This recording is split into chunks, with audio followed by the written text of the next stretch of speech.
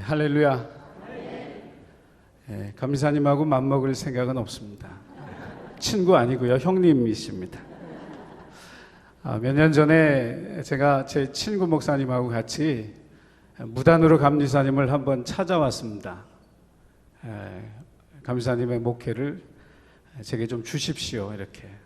그래서 한 6, 7년 동안 하신 거를 제가 달라고 그랬어요. 그랬더니 다 뽑아서 주셨습니다. 그래, 그런 인연으로 제가 늘 우리 감사님 뵐 때마다 감사하고 또 후배를 아끼는 마음에 정말 제 마음속에 감사하는 마음으로 늘 뵙고 있습니다. 앞에 찬양이나 또 여선교회 찬양 들으면서 은혜를 많이 받았거든요. 어떨 때는 이런 생각이 들 때가 있습니다. 설교하지 말고 그냥 찬양만 듣다 갔으면 좋겠다.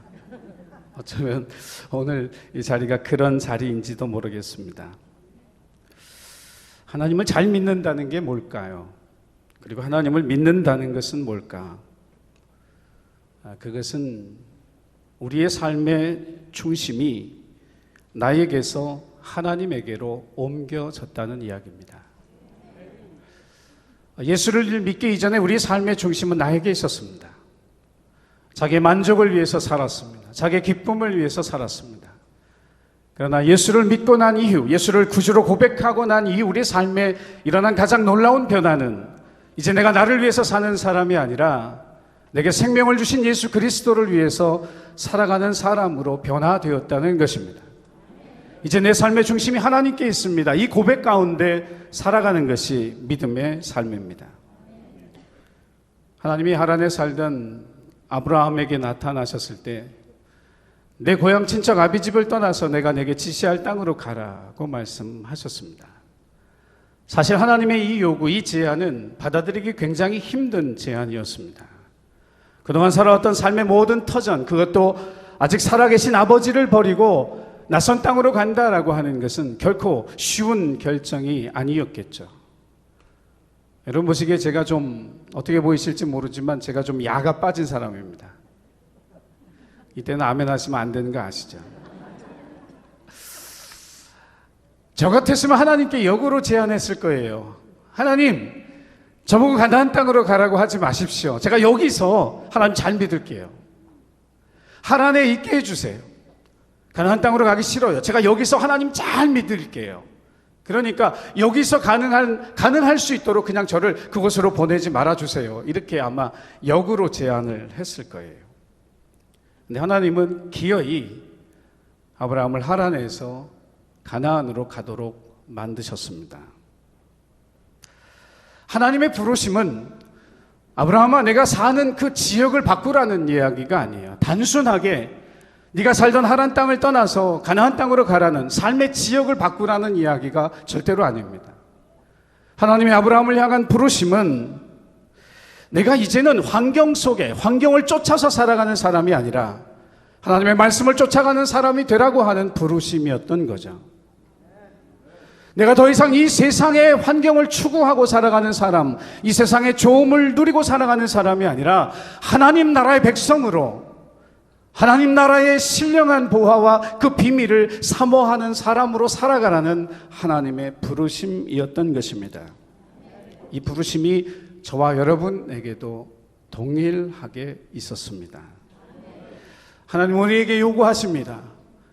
내 아비 친척 그 집을 떠나 내가 내게 지시할 땅으로 가라. 나는 내가 내 삶의 중심을 너에게서 나에게로 옮기기를 원한다. 그리고 그 삶을 지속적으로 살아가는 나의 백성이 되기를 원한다. 언젠가 우리가 하나님 앞에 정직하게 자기 자신을 돌아보면서 내가 여전히 내 삶, 나 자기 중심으로 살아가는 사람인지 아니면 하나님께 내 삶의 중심을 두고 살아가는 사람인지를 고백하게 되어질 날이 올 것입니다. 그때를 우리가 맞이하면서 우리의 삶의 중심을 하나님 앞에 두고 살아가는 하나님 앞에 좋은 믿음의 사람들이 다 되시기를 주의 이름으로 축복합니다. 국어사전에 보니까요, 광야라고 하는 의미가 뭐냐면 텅 비고 아득한 넓은 들이라고 국어사전에 되어 있었습니다. 아득하게 넓다라고 하는 게 의미하는 건 사람이 살기에 적합하지 않은 땅이라고 하는 이야기입니다. 광야는 그런 곳입니다. 우리가 살기 원하는 환경이 아니라 살고 싶지 않은 환경, 이것이 광야라고 하는 곳이죠. 그런데 하나님은 아주 신기하게도 모든 사람의 인생 속에 광야를 두셨고 그 광야를 거쳐가도록, 그 광야를 살아가도록 하나님이 디자인하셨다라고 하는 사실을 저와 여러분이 깨달아야 합니다. 어떤 형태의 광야든지 하나님, 우리가 그 광야를 지나서 살아가도록 하나님이 만드셨다는 거예요. 현대의 성경으로 신명기 8장 2절을 보면 광야의 길을 걷게 하시는 하나님의 목적이 아주 분명하게 나타나 있습니다. 여러분의 하나님 여호와께서 지난 40년 동안 저 광야에서 여러분을 인도해 주신 그 여정을 모두 돌아보십시오. 그 목적은 여러분의 고집을 꺾어 겸손하게 낮추어 놓는 한편, 여러분이 과연 주님의 명령에 순종할 것인지 아닌지 여러분의 마음을 시험하여 알아보시려는 데에 있습니다. 광야는 우리 자신을 돌아보게 하시는 장소인데, 우리의 겸손과 우리의 순종이 순전한지를 돌아보게 하시는 장소라고 하는 거예요. 아무도 이 광야의 길을 피할 수 없습니다. 애들이 그래요. 피할 수 없으면 어떻게 하라고요? 정말요? 그러실 거예요? 정말 그렇게 하실 수 있으세요? 피할 수 없으면 즐기셔야 됩니다. 광야를 즐기십시오. 아멘 하신 분들 큰일 났습니다. 제가 보기에 광야를 즐길 수 있는 사람이 그렇게 많지 않기 때문에 그렇죠. 광야를 반드시 겪어야 한다면 이 광야를 즐길 줄 아는, 이 광야를 기뻐할 줄 아는 하나님의 사람들이 되시기를 주의 이름으로 부탁을 드립니다. 본문을 통해 하나님께서 우리에게 들려주신 첫 번째 메시지는 이것입니다. 때로 우리는 이렇게 기도해야 합니다. 주여 나를 광야로 내몰아 주옵소서. 한번 따라하겠습니다. 주여 나를 광야로 내몰아 주십시오. 아주 자폭하는 기도죠, 그죠? 고난 속으로 나를 밀어달라는 이야기고, 아무도 살기를 원하지 않는 곳으로 나를 밀어달라는 그런 이야기예요. 보내달라는 이야기입니다. 그러나 때로 하나님은 정말 우리가 이렇게 기도하기를 원하십니다. 시편 63편의 표제를 보면 다윗이 유다 광야에 있을 때라고 성경에 기록되어 있습니다. 정확하게 이때가 언제인지는 알 수 없습니다. 이 상황이 어떤 상황인지에 대해서도 주석가들마다 해석이 조금씩 다릅니다. 그러나 한 가지 분명한 것은 광야는 다윗이 원하는 삶의 장소가 아니었다는 거예요. 우리 중에 아무도 광야를 자기 삶의 터전으로 삼고 살아가고 싶은 그런 사람은 없는 거예요.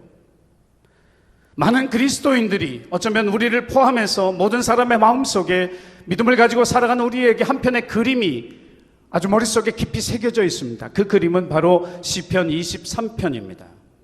늘 푸른 초장, 쉴만한 물가, 그리고 우리를 돌보시는 든든한 목자이신 예수님이 나를 붙잡고 계시는 그런 장면의 그림. 이 그림은 저희 동네에 있는 한 교회 벽면을 잔뜩 채우고 있는 그림이기도 합니다. 하지만 정말 주님이 우리에게 원하시는 삶의 모습, 믿음의 삶의 모습이 과연 시편 23편의 그림일까요? 그 그림을 볼 때마다 이런 생각을 합니다. 우리 교회에 오시면 이렇게 풍요롭고 평안한 삶이 보장됩니다, 이렇게 말하는 것 같습니다. 모든 것이 부족함이 없고 모든 것이 완벽한 삶을 살 수 있습니다, 이렇게 이야기하는 것 같습니다. 정말 하나님이 우리에게 시편 23편을 통해서 그 이야기를 하고 싶으신 걸까요? 주님이 말씀하신 평안이 세상이 말하는 것과 똑같이 아무 걱정 없이, 아무 염려 없이, 아무런 위험도 없이 살아가는 그런 평안함일까요? 주님이 말씀하신 부요함이 세상에서 돈 많이 벌고 어떤 지위를 누리고 모든 것을 갖추고 모든 것을 누리며 살아가는 그런 삶을 주님은 부요한 삶이라고 말씀하셨을까요? 우리가 원하는 것과 주님이 말씀하시는 것 사이에 차이가 있다면 둘 중에 하나는 잘못된 거죠. 그리고 대부분 우리의 원하는 것이 잘못될 때가 많이 있습니다. 어쩌면 우리는 가나안의 백성, 하늘의 백성, 하나님께 그 마음의 중심을 두고 살아가야 할 사람들이 어느새 땅에, 이 세상에 우리의 마음을 두고 살아가는 사람으로 변질되어져 가고 있는지 모르겠습니다. 만약에 이 광야의 시기가 다윗이 왕이 된 후의 이야기라면 다윗을 광야로 내몰았던 사건은 사랑하는 아들 압살롬의 반역이었습니다. 사무엘하 15장 23절에 성경은 기록했습니다. 온 땅 사람들이 대성통곡하며 모든 인민이 앞서 건너가매 왕도 기드론 시내를 건너가니 건너간 모든 백성이 광야길로 향하니라. 왕궁에 있어야 할 다윗이 아들의 반역 때문에 궁에서 쫓겨나와 신발도 제대로 신지 못하고 슬피 울면서 백성들과 함께 도망치고 있는 이 밤, 그는 밤에 긴급한 연락을 받고 광야 나루토가 있는 요단을 건너서 광야의 길로 들어서야만 했습니다. 이 밤은 다윗의 인생 가운데 가장 수치스럽고 가장 부끄럽고 가장 위험하고 가장 급박한 순간이었습니다. 사실 생각해 보면 광야는 다윗의 삶 속에 생소한 장소가 아니에요. 그는 광야의 사람이었습니다. 사울왕의 칼날을 피해서 도망다니던 그 오랜 세월 동안 그는 광야에서 몸을 숨기며 지내야 했던 것이죠. 그러나 이제 왕이 된 이후에 왕궁에서 쫓겨나 광야길로 도망가고 있는 이 다윗에게 광야는 정말 두려운 것이고 정말 불편한 곳이 되었고, 그리고 이제 더 이상 안전한 장소가 아닌 그런 곳이 되고 말았습니다. 저는 다윗의 인생 가운데 가장 빛나는 때가 언제였는가 이렇게 물어본다면 당연히 다윗이 광야에 있을 때라고 말하고 싶습니다. 다윗의 인생 가운데 가장 빛나는 순간이 그가 광야에 있을 때 있었습니다. 사울왕을 죽일 수 있는 두 번의 기회가 그에게 찾아왔습니다. 하지만 다윗은 사울왕을 죽이지 않았습니다. 다윗을 따르는 모든 사람들이 왕을 죽이고 이제 우리가 이 위험으로부터, 이 불안함으로부터 벗어나자고 이야기했습니다. 다윗이여, 왕을 죽입시다. 이 도망자의 세월이 이제 끝날 것입니다. 우리는 염려하고 걱정하고 불안해하지 않을 수 있습니다.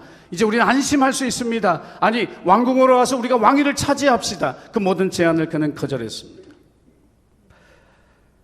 제가 다윗을 좋아하는 이유, 다윗을 사랑할 수밖에 없는 이유, 그는 왕이 되는 것보다 더 중요한 게 있었습니다.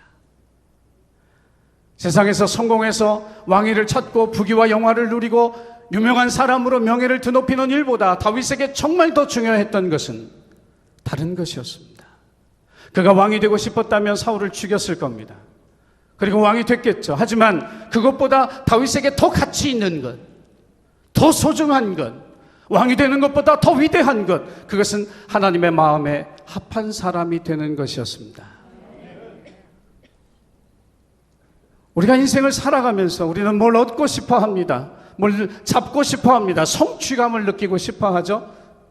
그러나 정말 우리가 정말 하나님 앞에 우리가 정말 원해야 되는 것, 내가 하나님의 마음에 드는 사람인가? 내가 하나님의 마음에 합한 사람인가? 우리는 이렇게 기도하고 그것이 우리의 소원, 나의 소원이면서 우리 모두의 소원이 되기를 주의 이름으로 간절히 축원합니다. 저는 여러분들의 자녀들에게 또 믿음의 다음 세대에 이 사실을 분명히 가르쳐줘야 한다고 믿습니다. 성공하려고 살지 말아라. 성공하려고 살지 말아라. 유명해지려고 살지 말아라. 돈을 많이 벌려고 살지 말아라. 내가 너에게 갖는 기대, 내가 너에게 갖는 기도 제목은 오직 하나다. 네가 하나님의 마음에 합한 사람이 되는 거다. 이렇게 우리의 자녀들을 가르치고 믿음의 다음 세대들을 가르쳐야 할 줄로 믿습니다. 광야에서 다윗은 그렇게 빛나는 사람이었습니다. 하지만 이 자유한 사람이 왕궁에 들어가서 변하기 시작했습니다. 그는 자기 욕망에 매인 사람이 되고 말았습니다. 그의 신실함은, 그의 신실한 믿음을 망친 것은 가장 안전하고 가장 풍요로운 왕궁이었습니다. 그곳에서 그는 믿음을 버렸습니다. 남의 아내를 빼앗고 그 남편을 전쟁에서 죽이는 살인을 저질렀습니다. 압살롬의 반란이 일어났을 때 그는 10명의 후궁을 두고 살 만큼 그의 버릇을 버리지 못했죠. 그의 육체는 만족했을지 모르지만 그의 영혼은 황폐해지고 있었습니다. 그의 영혼은 죽어가고 있었습니다. 이 세상에 누릴 모든 것들을 다 누렸지만 그의 영혼은 죽어가고 있었던 거죠. 제가 우리 교인들을 가만히 보니까 그래요. 대놓고 얘기는 안 하지만 다 돈이 없어 죽겠다는 표정, 가끔. 여러분 안 그러시죠? 대답을 안 하시는 건 인정하는 거예요. 어떤 분들이 일이 너무 많아서 죽겠대요. 누가 속썩여서 죽겠대요. 근데 그런 얘기하는 사람은 제가 못 들었어. 예배를 못 드리니까 죽겠다고 하죠. 아멘 하세요, 빨리. 기도를 못하니까 정말 죽을 것 같다고. 하나님을 섬기고 봉사하고 전도하는 일 못하니까 정말 내 영이 죽는 것 같다고. 그런 얘기하는 동숙교회 교인인 줄로 제가 믿습니다. 어느새 우리의 관심이 이 땅의 것으로 가득한 그런 삶을 우리는 살죠. 하나님의 사람은 항상 자기의 영혼을 돌아보는 삶을 살아가야 합니다. 하늘을 바라보며 살아야죠. 왕궁에 살게 된 다윗에게 우리가 발견하는 것은 하나님께 두었던 그 중심이 다시 자기 자신에게로 돌아가고 있었다는 거예요. 철저히 그는 자기 만족을 위해 사는 사람이 되고 말았습니다. 이것이 성도의 위기예요. 바로 이 위기의 순간에 다윗은 이 광야의 길을 걸으며 깨닫게 됩니다. 이 밤에 이 수치스럽고 부끄러운 이 광야의 길이 내 영혼을 살리시는 하나님의 은혜로구나. 하나님이 나를 살리시기 위해서 이 광야로 나를 내몰고 계시는구나. 할렐루야. 하나님은 다윗에게 분명히 말씀하시고 싶었던 거예요. 네가 왕궁에서 살아가는 그 모든 삶, 내가 누리는 거, 내가 부귀와 영화를 누리는 거, 내가 가지고 있는 그 모든 힘, 그것을 준 이 바로 나다. 그래서 다윗의 입술을 통해서 욥의 고백을 듣고 싶으셨던 거예요. 우리가 아는 대로 욥이 모든 재난 속에 내가 모태에서 알몸으로 나왔은즉 알몸으로 그리로 돌아가올지라 주신 이도 여호와시요 거두신 이도 여호와시오니 여호와의 이름이 찬송을 받을지니이다. 할렐루야. 하나님 우리에게서 이 고백을 듣기를 원하십니다. 하나님은 다윗에게 이 광야의 길에서 말씀하시는 거예요. 나는 내가 더 이상 내 영혼의 죽음을 방치하는 그런 삶을 살아가는 것을 두고 볼 수 없구나. 나는 광야에서 그렇게 신실했던 다윗, 왕이 되기보다 내 마음에 드는 삶을 원했던 그 다윗, 그 사람을 회복시키고 싶다. 이 하나님의 뜻이 저에게도 우리 모두에게, 이 자리에 있는 우리 모두에게 주시는 주님의 음성이기를 간절히 소망합니다. 1절에서 다윗은 노래합니다. 오 하나님, 주는 나의 하나님이십니다. 내가 주를 간절하게 찾습니다. 물이라곤 찾아볼 수 없는 곳, 메마르고 거친 땅에서 내 영혼이 주를 목마르게 찾습니다. 온몸으로 주를 애타게 찾아 헤맵니다. 그의 삶에 그가 추구하고 찾았던 것이 잘못되었다는 것을 그는 이 광야에서 깨닫게 되어집니다. 사랑하는 우리 동수교회 교우 여러분, 자기 자신을 하나님 앞에 돌아보게 되기를 간절히 부탁을 드립니다. 어느새 세상이 추구하는 것과 똑같은 것을 추구하며 기도의 간절함을 잊어버린 채 말씀의 능력도 없이 껍데기만 남은 예배 가운데 살고 있는 황폐한 우리의 영혼이 보인다면 하나님 앞에 기도해야 합니다. 하나님, 나를 광야로 내몰아 주십시오. 내 영혼을 살려 주십시오. 광야에서 주님을 간절히 찾는 삶으로 나를 돌이켜 주옵소서. 이 저녁 우리 모두에게 주시는 이 음성에 믿음으로 결단하며 기도할 수 있는 저와 여러분이 되기를 간절히 소망합니다. 하나님이 주시는 두 번째 메시지는 광야가 주는 참된 유익을 깨달아라 하는 것입니다. 확실히 동숙교회 교인들은 훈련이 되어 있는 것 같아요. 제가 어디 가서 설교할 때 두 번째는 그러면 표정들이 별로 안 좋으세요. 세 번째를 기대하고 있기 때문에. 그래서 지금 이렇게까지 했는데 세 번째 언제 하지? 뭐 이런. 근데 여러분 표정을 보니까 제가 2개밖에 준비 안 해온 것이 참 실수했다 생각이 들어요. 셋째를 만들어 올 걸 지금 만들까요? 그런 생각이 들어요. 두 번째 메시지는 광야가 주는 참된 유익을 발견하라는 거예요. 고난을 만났을 때 모든 사람의 공통점이 있습니다. 그게 뭐냐면 빨리 지나갔으면, 이 슬픔이 빨리 지나갔으면, 이 아픔이, 이 괴로움이 빨리 지나갔으면 좋겠다. 모든 사람의 공통점이에요. 최근에 제가 병원에 입원했었거든요. 입원해서 치료를 받는데 제가 목요일 날 응급실로 들어가서 저는 토요일 날 퇴원하는 줄 알았어요. 근데 2주를 병원에 있었는데요. 제가 마음이 되게 급하더라고요. 강단을 지켜야 되니까, 설교해야 되니까 빨리 나가고 싶다고. 근데 의사가 안내 보내주더라고요. 시간이 돼야 되는 거예요. 그죠? 의사의 사인이 있어야 되는 거예요. 광야도 마찬가지예요. 내가 이거 빨리 벗어나고 싶다고 벗어나지는 게 아니에요. 우리가 인생의 광야 가운데 들어갈 때 하나님 앞에 무엇을 위해 기도해야 되냐면, 하나님, 이 오랜 시간을 견딜 수 있는 믿음을, 인내심을 내게 주옵소서. 그렇게 기도해야 할 줄로 믿습니다. 찰스 스윈들 목사님이 쓴 책 지혜라고 하는 책 속에 광야에 대한 이야기가 있습니다. 이 광야라고 하는 이 단어가 미드바르인데요. 이 미드바르라고 하는 히브리어는 마라다라고 하는 뜻의 그 디바르에서 온 단어라고 합니다. 그러니까 이런 어근에 비추어 보면 광야는 하나님이 말씀하시는 곳이에요. 하나님이 가장 중요한 메시지를 우리에게 들려주시는 것이죠. 우리의 광야의 경험이 어떤 것이든, 뭐 부모님이 노안을 겪고 있는 그 과정이 굉장히 길어졌다든지, 혹은 경제적으로 어려운데 아무도 나를 돕는 사람이 없다든지, 또 뭐 어떤 다른 어려움이 우리에게 있든, 어떤 광야이든지 간에 우리는 이 광야를 지나면서 하나님이 내게 말씀하시던 주님의 음성이 무엇인지에 귀 기울이는 이런 태도를 가지고 있어야 한다라고 하는 거예요. 때로는 우리가 광야를 지나면서 그런 질문을 하나님 앞에 던지죠. 하나님, 내가 지금 이런 상황 속에 있는 거 하나님 아십니까? 하나님, 내가 지금 처한 이 위기와 이 위험과 이 두려움을 하나님 이해하고 계십니까? 그것을 궁금해하면서 하나님 앞에 질문할지 몰라요. 지금 그 광야를 겪고 있다면 우리 속에 그런 질문은 저절로 만들어지죠. 그런데 그렇게 질문하지 마세요. 왜냐하면 하나님은 그 모든 걸 잘 알고 있어요. 왜냐하면 우리를 광야에 두신 분이 하나님이시기 때문이죠. 우리를 광야에 두시는 가장 중요한 하나님의 목적, 그것은 하나님의 음성에 귀를 기울이도록 만드는 거예요. 우리가 믿음의 생활을 하면서 이 주님의 음성을 듣기를 사모하는 심령이 되어야 하는데, 어느새 우리의 마음이 어떻게 변했느냐 하면 내가 원하는 소리를 듣고 싶어 하는 거예요. 기도의 초점이 어디에 있습니까?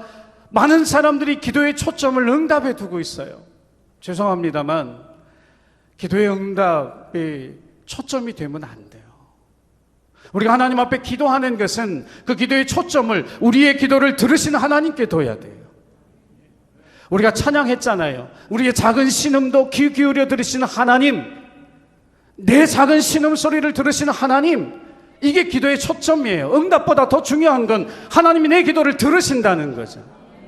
나사로의 무덤에서 주님이 말씀하신 것처럼, 주여 하나님 내 말을 들으심을 감사하나이다. 항상 내 말을 들으신 줄 내가 알았나이다. 하나님의 자녀이기 때문에 갖는 확신이죠. 응답보다 더 중요한 것을 놓치지 않고 살아가야 된다라고 하는 거예요. 광야는 내가 원하는 소리를 듣는 곳이 아니에요. 내가 원하는 것을 받는 곳이 아니에요. 하나님이 내게 원하시는 것이 무엇인지를 발견하는 곳, 그것이 광야인 줄로 믿습니다.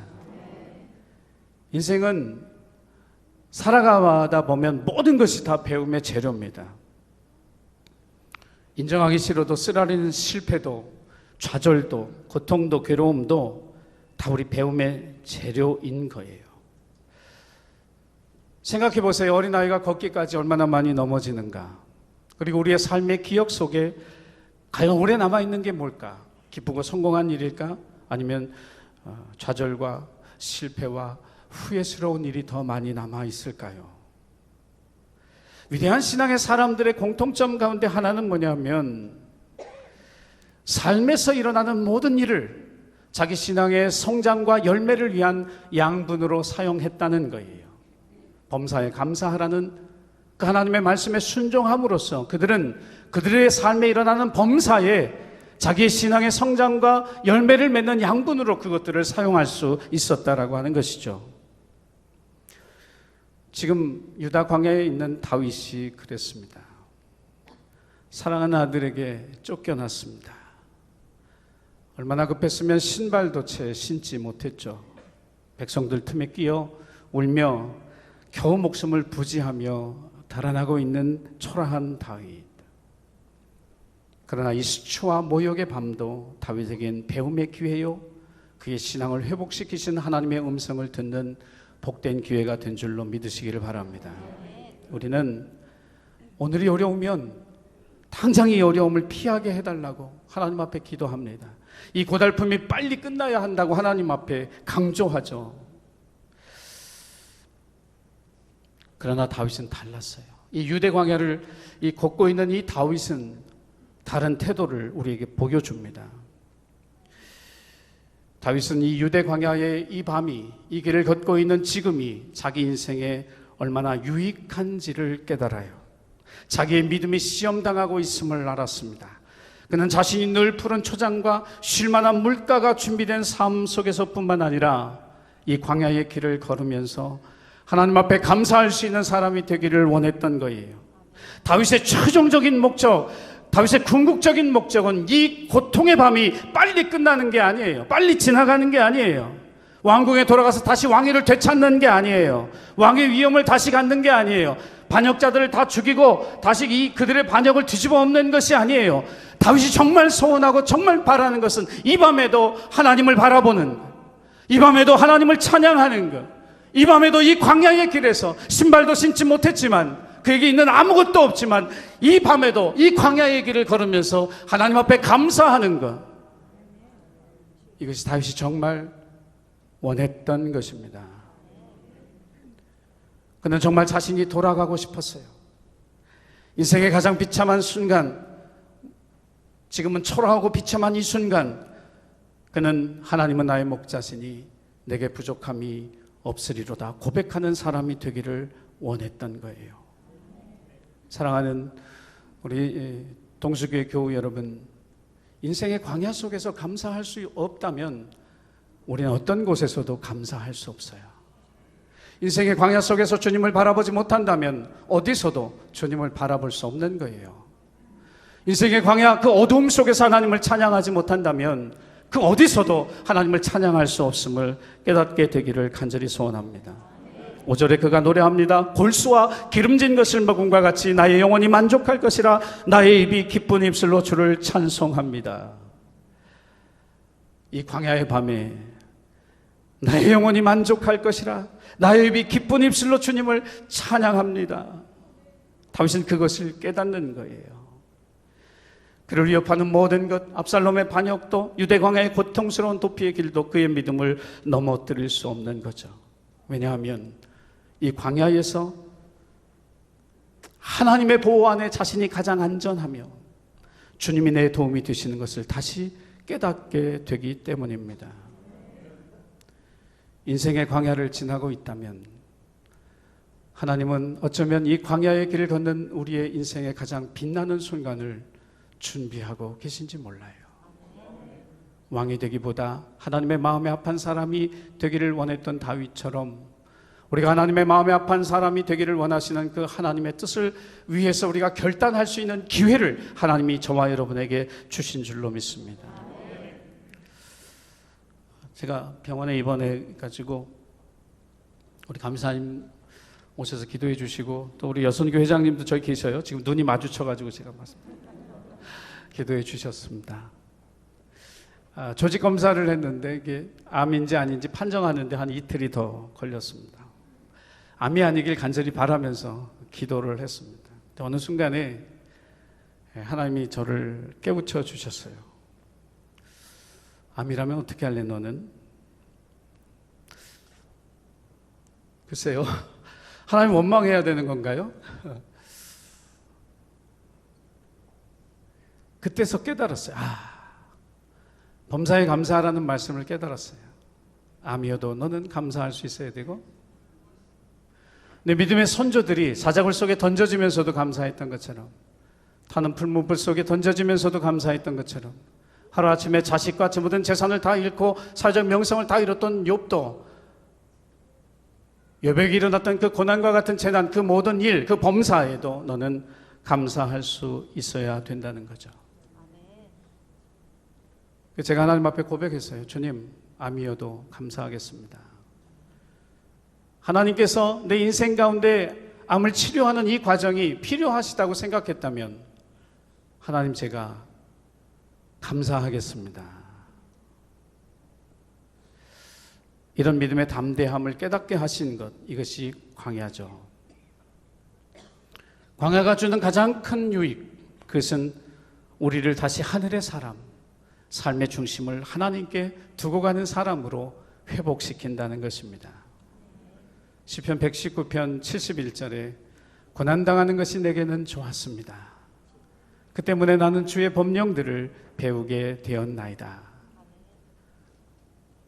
인생의 광야를 지나면서 우리의 영을 살리시고 우리를 하늘의 백성으로 회복시키시는 하나님의 놀라운 은혜가 저와 여러분의 삶에 있기를 주의 이름으로 간절히 축원합니다.